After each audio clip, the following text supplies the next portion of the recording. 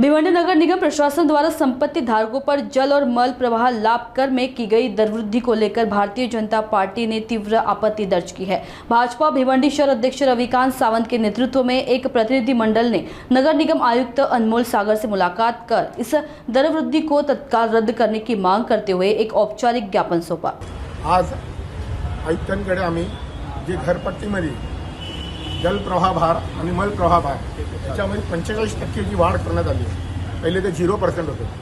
त्याच्यामुळे भिवंडीतील नागरिकांना विविध समस्या निर्माण होतील व आर्थिक प्रॉब्लेम होतील। तो विषय घेऊन आम्ही महत्त्वाचा विषय घेऊन आयुक्तांकडे आलो होतो। आयुक्तांनी ह्याबद्दल शाश्वती दिली, आम्ही विचार करू आणि त्याच्याबद्दल आम्ही लवकरच तुम्हाला निर्णय करू। त्याचबरोबर भिवंडीमध्ये जे रस्त्याचे कामं चालू आहेत त्याची क्वालिटी ही एक बरोबर नाही, ती क्वालिटी चेक करायला सांगितली आहे।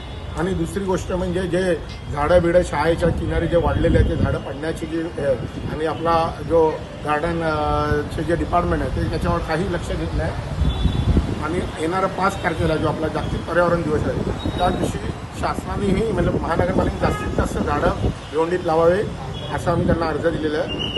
हो अर्थातच, कारण आज आपल्या भिवंडी महापालिकेची वसुली ही 20% आहे आणि तेच लोक भरणार आणि त्याच भरणाऱ्या लोकांवर हा अधिभार लावण्यात आला आहे। कारण दुसरे लोक 80% वसुली अजूनपर्यंत कुठलाही महापालिकेचा आयुक्त हा करू शकत नाही।